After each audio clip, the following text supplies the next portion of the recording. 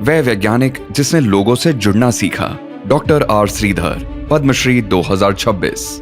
मैं हमेशा अपने नए इनिशिएटिव जीरो बजट से शुरू करता हूं और मुझे कई लोगों और कई सरकारी संस्थाओं का सहयोग और समर्थन मिलता रहा है। Madras Christian college, Tambaram, Chennai, Asia की एक प्रसिद्ध लिबरल आर्ट्स इंस्टीट्यूशन ने डॉक्टर श्रीधर के जीवन पर गहरा प्रभाव डाला। उनके प्यारे नाना, जिन्होंने उन्हें पाला, वहां तमिल विभाग के मुखिया थे। उनके मामा, जो दृष्टिहीन थे, ने उनसे एक हैंड रिटन मैगजीन तैयार करवाई। इसी से उनका सफर स्वदेशमित्रन जैसे प्रसिद्ध अखबार में पॉपुलर साइंस कॉलम तक पहुंचा।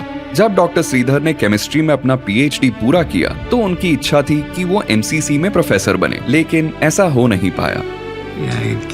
ऑल इंडिया रेडियो का एक अवसर मिला।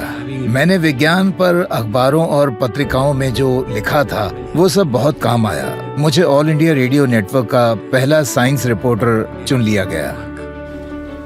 डॉक्टर श्रीधर ने अगले 23 साल ऑल इंडिया रेडियो के साथ बिताए, चेन्नई, कोयम्बतौर और फिर दिल्ली में। इस दौरान वो साइंस फेस्टिवल्स और सम्मेलन ऑर्गेनाइज करते रहे और रेडियो को शिक्षा का माध्यम बनाया। उनका मानना था कि रेडियो इंटरैक्टिव और पार्टिसिपेटरी होना चाहिए। ये मीडियम के लिए एक नई दिशा थी। 1991 में department of science and technology के साथ मिलकर उन्होंने बच्चों के लिए 18 भाषाओं में विज्ञान विधि प्रोग्राम शुरू किया। अगर रामायण और महाभारत जैसे महाकाव्य टेलीविजन पर सालों तक चल सकते हैं तो एक लॉन्ग रनिंग रेडियो सीरियल क्यों नहीं? इस तरह द स्टोरी ऑफ मैन, मानव का विकास प्रोग्राम बना।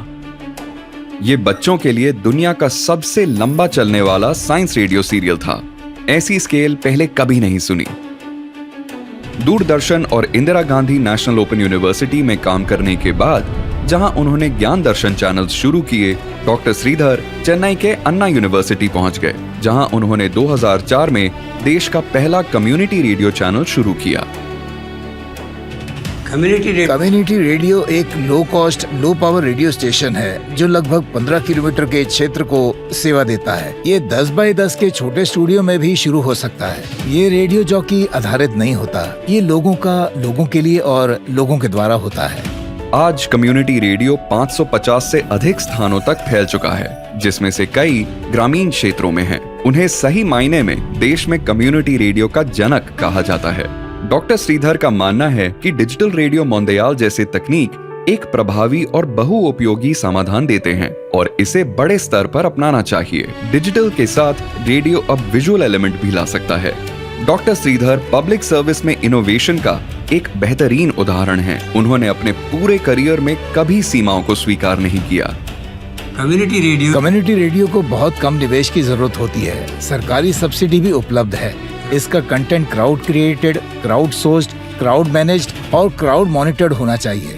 मैं चाहता हूं कि भारत के हर गांव में एक कम्युनिटी रेडियो हो जो लोगों की आवाज को दर्शाए। Doctor R Sridhar, Padmashri 2026। कोटि कोटि नमस्कार।